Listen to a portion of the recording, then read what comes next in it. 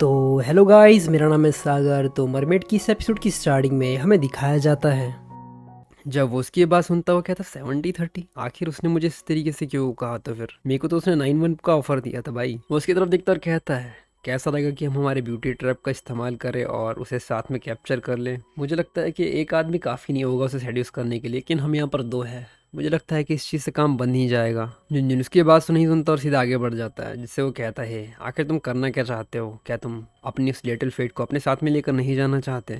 झुनझुन कहता है जाओ वो रैबिश खरीद के। झुनझुन कहता है जाकर उस रेडिश को खरीदो। हमें दिखाया जाता है झुनझुन को जो कि मार्केट में होता उसके लिए वो डिश लेने के लिए गया होता है। वो उसके साथ में जो उसका सबॉर्डिनेट होता है वो कहता है, उसके साथ वाला जब बंदा ये सारी चीज़ें देखता है कि वो क्या खरीद रहा है, ये देखकर वो काफ़ी ज़्यादा हैरान हो जाता है और कहता है हे भगवान, आखिर वो रेडिश क्यों खरीद रहा है? तुमने अपनी लग्जरी कार को यहाँ पर इस वेजिटेबल मार्केट में सिर्फ इसलिए लाया ताकि तुम यहाँ पर ये रेडिश खरीद पाओ। वो उसकी तरफ देखता और कहता है क्या ये उसका सीक्रेट है? इस तरीके से वो बड़ा और काफ़ी स्ट्रांग हुआ है और प्रेसिडेंट बन गया उस कंपनी का। इसके बाद में दिखाया जाता है कि झुनझुन ने वो उसकी रेडिश ले ली होती है और तभी उसे शेंगवांग को कॉल आ जाता है। ये देखकर वो कहता है मुझे लगता है कि लिटिल फिश टेल का फोन। झुनझुन वो रेडिश ले लेता है, तभी उसे शेंगवांग का कॉल आ जाता है और कहता है मुझे लगता है कि लिटिल फिश टेल इस चीज़ के बारे में नहीं भूलेगी कि उसे रेडिश मंगवाना था मुझसे, और इस बार कॉल नहीं आया तो बस फ़ोन की तरफ देख कर बोल रहा होता है वो। तभी सामने वाली लेडी से कहता है मैडम प्लीज़ इसकी 4 बॉटल और भी ज़्यादा पैक कर दो और कुछ शकरकंद की भी कर देना। वो कहती ठीक है। वो लेडीज़ की तरफ देखती और कहती है तुम्हारी एक्सेंट से ऐसा लगता है कि तुम टाउन से आए हो।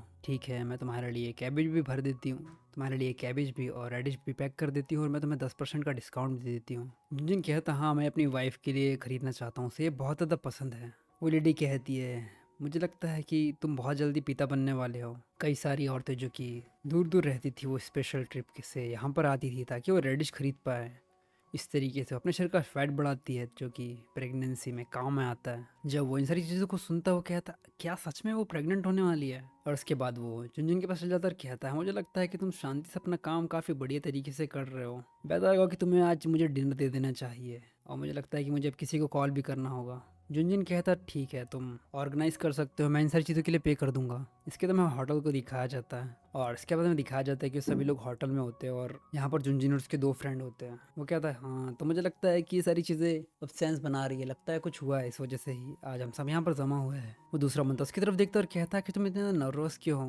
क्या ये सारी चीज़ें इतनी ज़्यादा तुक नहीं बनाती है? इसके बाद वो बंदा उस लेडी के बारे में बात कर रहा होता है जिससे वो कुछ देर पहले मिले थे, मतलब जिनसे उसने मीटिंग करी थी। और वो कहता है उस औरत का नाम है यान और उसके पास वो मायोपिया आई पैचेस है उसके हाथों में, और उसके पास एक ऐसी मेडिसिन है जिससे अपनी हाइट और वॉल्यूम हेयर वॉल्यूम बढ़ाया जा सकता है। वो मेडिसिन वो लगभग 3 महीने में एक बार लाती है। और जैसे तो ये एपिसोड यहीं तक। अगर आपको ये एपिसोड पसंद आया हो तो प्लीज़ लाइक और कमेंट करके ज़रूर बताना कि आपको ये एपिसोड कैसा लगा। और अगर आप चाहते हो कि मैं इसी प्रकार के और भी बढ़िया बढ़िया एक्सप्लेनेशन लाऊं तो चैनल को सब्सक्राइब करना मत भूलना।